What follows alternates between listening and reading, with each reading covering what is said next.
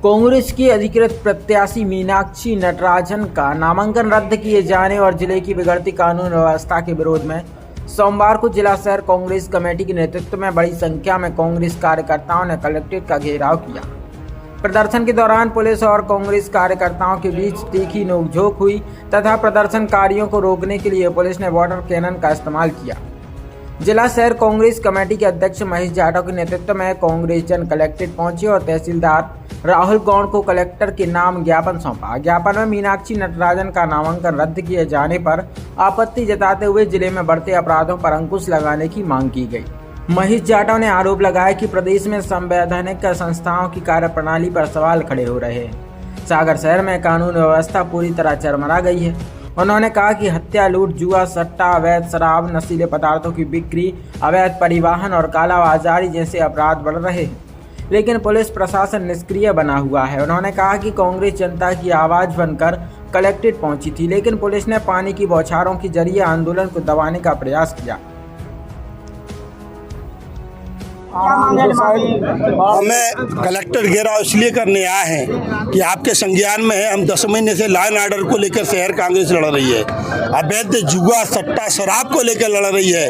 Bharatiya Janata party के नेतृत्व की सरकार, इनका प्रशासन कुछ भी काबू नहीं कर पा रहा है। आप देखो, गली गली अवैध शराब के पॉइंट बने हैं, सट्टा के पॉइंट बने हैं, जुआ के पॉइंट बने हैं। 7 दिन में 20 जिले में हत्याओं की घटना होती है।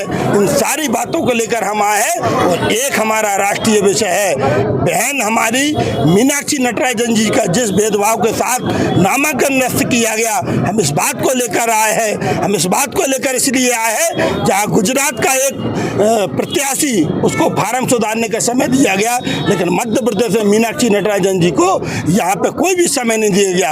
आदरणीय महामहिम राष्ट्रपति जी महोदय अगर हमें नहीं सुनेंगी तो हमें सुनेगा कौन? जब 62 जनप्रतिनिधि दिल्ली गए, महामहिम जी ने नहीं सुना, सुप्रीम कोर्ट ने उस पर टिप्पणी नहीं की, तो हम सुनेंगे क्या?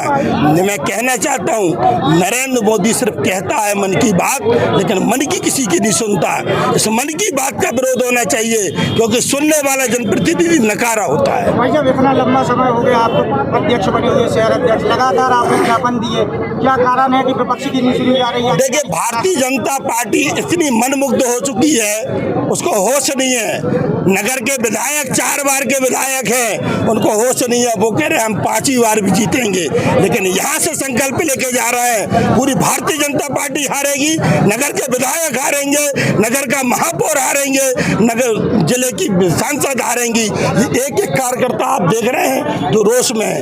ये कोई कांग्रेस की लड़ाई नहीं है, ये आम पब्लिक की लड़ाई है। घर में से 7-8 बजे के बाद हमारी बेटियां सुरक्षित नहीं है, कटरबाजी की घटना होती है, बेटों पे कटरबाजी की घटना होती है, चेन स्कैनिंग होती है, मंगलसूत्र छुड़ाया जाता है और नरेंद्र मोदी कहता है 1 साल सोना मत खरीदो, हम विदेश मत जाओ। आपको अभी की घटना बता दूं, अभी नरेंद्र मोदी जी कथक नृत्य देख रहे हैं विदेश में। देश में इतनी ज्यादा विकट परिस्थितियां हैं कि आयल नहीं है, सोना नहीं है, बैंकों में कैश रुपया नहीं है। इस भारतीय जनता पार्टी के नरेंद्र मोदी से पूछा जाए, देश का कैश कहाँ गया? क्या अडानी को दे दिया है? ये देश अडानी का हो चुका है। भारतीय जनता पार्टी ने अडानी के हाथ में सारा देश गिर में रख के दिया। आपने जिन मांगों को लेकर आवेदन दिया, अगर उस पर कोई कार्रवाई नहीं होगी तो आगे क्या रणनीति? हमने आश्वासन लिया है, जो भी ज्ञापन लेने अधिकारी आए, हमने कहा है कि हम आपको दर्जन बार ज्ञापन दे चुके हैं। अब शहर की लॉ एंड ऑर्डर बिगाड़ने का काम कांग्रेस करेगी, वो प्रशासन से लड़ने का काम करेगी। क्योंकि हमें इसलिए करना पड़ेगा, गांधीवादी मानसिकता के अनुसार कांग्रेस ने काम किया है। अब हम नेताजी सुभाष चंद्र बोस की तर्ज पर चलकर इस प्रशासन से लड़ेंगे।